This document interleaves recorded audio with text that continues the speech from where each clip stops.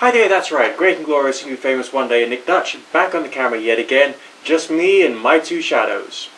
And today I want to talk to you about two particular books, both of them on the subject of dowsing. We have the Practical Pendulum book by bwteeen, I think that may not be how you pronounce it, spelled D-juriaanse. And the other one is The Elements of Pendulum Dowsing by Tom Graves. Two extremely different books on the same subject, namely that of using the pendulum to try and find things out. So basically, why are they different? Well, first and foremost, this particular book here has very little text going up to there. Okay? Just that much of it is text. Up to page 11. And the rest of it is the pendulum charts. Pendulum charts. Ooh, exciting. Hey.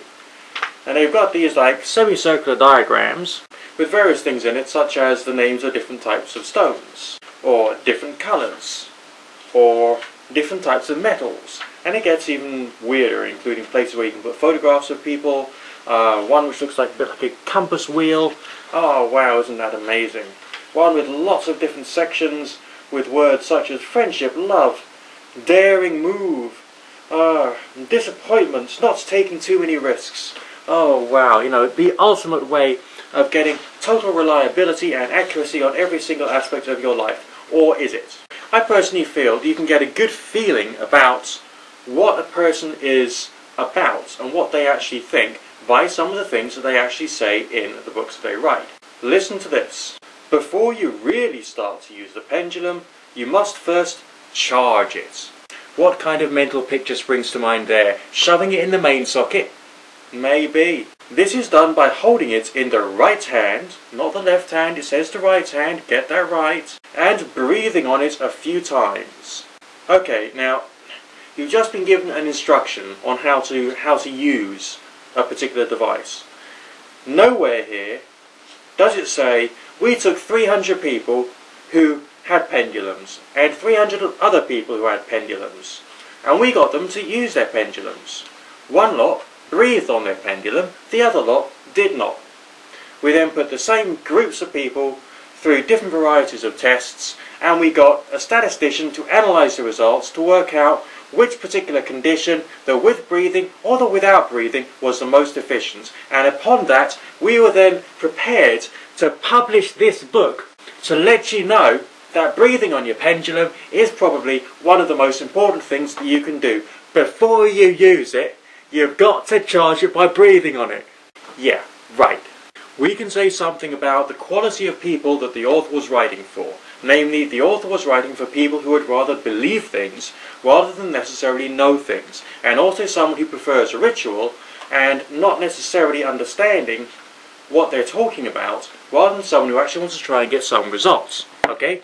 Now we'll have a look at Tom Graves' book, The Elements of Pendulum Dowsing. As far as this book is concerned, it's got a few pictures, not all that many of them. It's mainly words, up to all 119 pages. Alright? Words, not pictures. Pictures, not words. Okay? Big difference. Now in this one, okay, it's got a bit of instruction as to how to actually think when you're doing dowsing exercises. Tom Graves I like in his writings because what he's done at the back is to give an example of when he was dowsing around the rollright stones, looking at the inverted commas energies, okay? And he said that there was one time when the energies seemed to be moving all over the place and he couldn't quite work out what was happening, and then he realised that what he should have done is just basically like laugh it off because he couldn't really understand precisely what he was doing. So he actually mentions the fact he doesn't quite know absolutely everything, as opposed to this book, which makes the presupposition that you need to breathe on your pendulum to make it work. Charge it, charge it, charge it. Let's just give an example of what Tom Graves says and just see whether it sounds just a little more interesting. It's like looking at a dim star on a clear night. You can see it quite easily at the corner of your eye, but look straight at it and it vanishes. The centre of the eye's field of vision can see colour which the outer field can't, but it isn't so sensitive to dim light, and the harder you look, the less you can see. Since our central vision is so acute, logically it seems, be better for looking at anything. But it doesn't work that way. Instead, we have to flounder around at night to try and look at something by not looking at it in order to get a better view of it. Strange. The same is true of working with a pendulum. We can get it to work best by not looking at how it works. We can think most clearly about it by looking at how not to think about it. A maze of paradoxes, thinking by not thinking. Contortions of the mind, no wonder doubters seem insane at times. Now, what Tom Graves is trying to do is to give you a bit of perspective as an almost like Zen way of looking at dowsing. You're relaxing the hand, relaxing the wrist, allowing the pendulum to just dangle there. Tom Graves obviously accepts the ideomotor effect point of view, but doesn't quite know what ideas or where the idea which starts the ideomotor effect into operation could possibly come from. But he's taken the attitude that the state of mind should be like relaxed and receptive, for want of a better phrase. So much more interesting, much more in depth. Okay, there's no charts in this. There's no pretty pictures, and there's no mythology. Although there is some mention of things like astral energies and the rest of that, it's not in quite the same flowery, silly, weird rubbish that this one here is. What's my point of view on pendulum dowsing? Well, I absolutely hate it when someone turns around and says, no, it's just the ideomotor effect, mate. Well, of course it's the ideomotor effect which creates the result of your pendulum moving or your dowsing rods moving or the rest of it. But the question is, where does the idea come from? If we were to take Tom Graves' point of view in the fact you need like a relaxed and receptive state of mind when you're doing the dowsing, yeah, the subconscious mind could be doing the actual activity of moving your dowsing rods or moving your pendulum.